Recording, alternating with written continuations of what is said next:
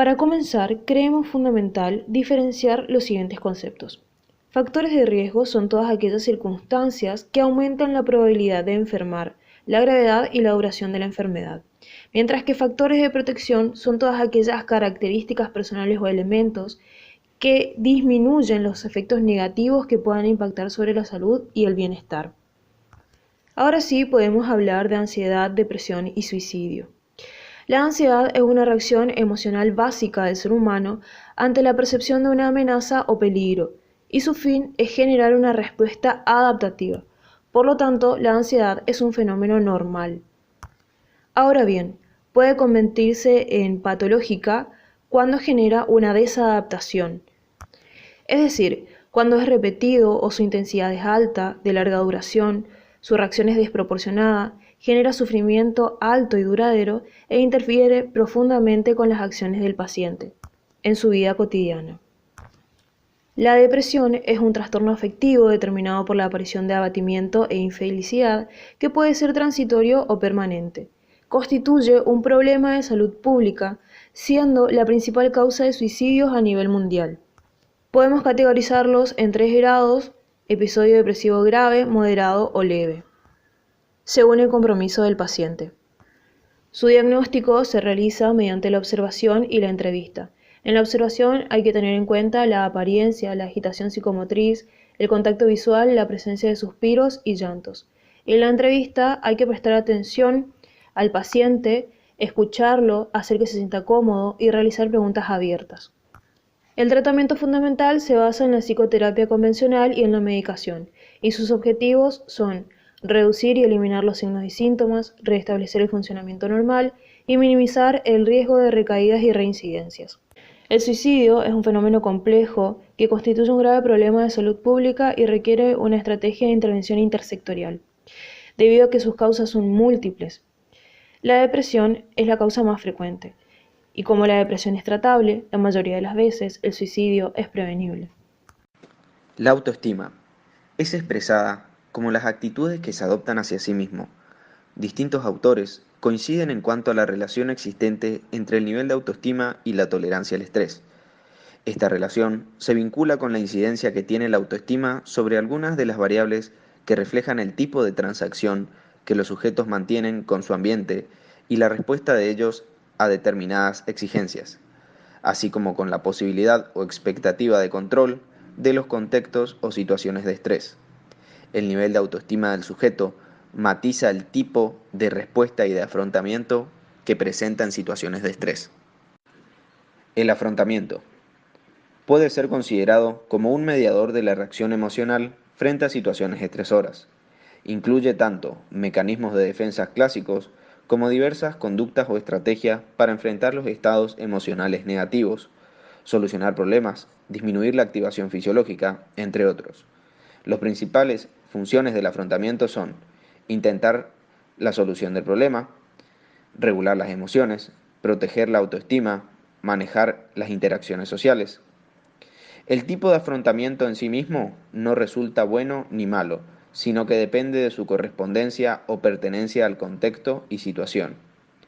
Cuando esto no es así, aumenta la vulnerabilidad y las posibilidades de enfermar.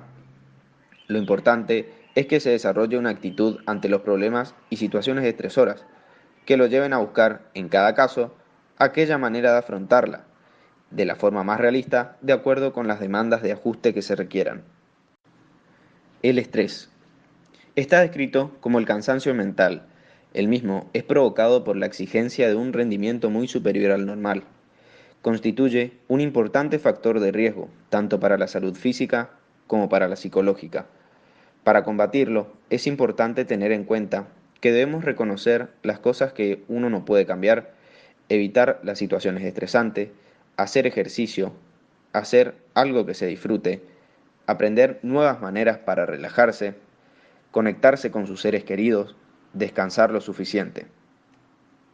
La autonomía es considerada como la capacidad de un ser humano de tomar decisiones, resolver conflictos o problemáticas que se le presenten. Se adquiere desde niños mediante el aprendizaje que proviene de uno mismo y de la interacción social, con el fin de poder constituirse como un ser independiente. La autonomía como derecho se refiere a que las personas, al margen de sus capacidades, puedan desarrollar un proyecto vital basado en su identidad personal y tener control sobre el mismo. En las personas con grave afectación, el ejercicio del derecho a su autonomía suele ser indirecto, mediado por otros individuos, ya sean familiares, allegados o profesionales. Estilos de vida. Son patrones cognitivos, afectivos, emocionales y conductuales que muestran cierta consistencia en el tiempo y son adoptados por las personas para satisfacer sus necesidades como seres humanos y alcanzar su desarrollo personal. Pueden actuar como factores de riesgo o protección dependiendo de su naturaleza. Al hablar de estilo de vida saludable, nos referimos a comportamientos que disminuyen los riesgos de enfermar.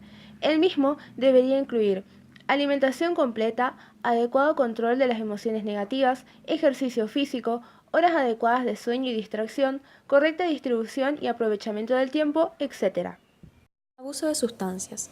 Ocurre cuando el consumo de alcohol, tabaco o drogas conlleva a problemas de salud a nivel laboral, académico y en el hogar. Este es un factor de riesgo que tiene consigo consecuencias que perjudican tanto a la persona como a su entorno, como ser alejamiento, reducción en el rendimiento académico y o laboral, descuido en la apariencia personal y en la alimentación. También pueden haber episodios de violencia, falta de control, entre otros. Aislamiento. Para toda persona es esencial el contacto con sus pares, para mantenerse activo y sentirse bien emocionalmente.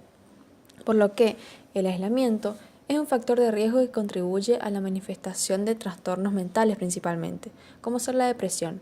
También favorece la aparición de fobias, inseguridad, baja autoestima, estrés, enfermedades psicosomáticas, sedentarismo, irritabilidad, intolerancia, etc. Situaciones conflictivas. Se trata de circunstancias en donde hay agresión, ya sea verbal o física, que generan consecuencias en el entorno familiar, social, académico o laboral y a la persona misma. Entonces, podemos decir que es un factor de riesgo que afecta a la persona y a su entorno, por lo que es esencial tener autocontrol. Para estos tres últimos factores de riesgo, abuso de sustancias, aislamiento y situaciones conflictivas, existen factores de protección capaces de disminuir los efectos negativos de los mismos. Estos son relaciones interpersonales positivas y apoyo social y familiar, que disminuyen la percepción de amenaza y maximizan la percepción de control. Actúan como moduladores del estrés. El consejo que recibamos de personas que son importantes para nosotros puede influir sobre la evaluación que hagamos de las situaciones a las que nos enfrentemos. Por otro lado, nuestra autoestima y sensación de control se pueden ver incrementados por el apoyo emocional que nos ofrecen nuestros seres queridos. Condición social. La condición social está relacionada con el ambiente en el que una persona se desarrolla. Supone la situación o posición que la misma tiene dentro de la sociedad. Ubica a las personas en categorías, como por ejemplo en clase baja, clase media y clase alta. Según la Organización Mundial de la Salud, las condiciones sociales en las que las personas nacen, crecen, trabajan y envejecen determinan su buena o mala salud. Desocupación. Desempleo, desocupación, cesantía o paro en el mercado de trabajo hace referencia a la situación del ciudadano que carece de empleo y, por lo tanto, de salario. Por extensión, es la parte de la población que, estando en edad, condiciones y disposición de trabajar, es decir, la población activa, carece de un puesto de trabajo. Participación social.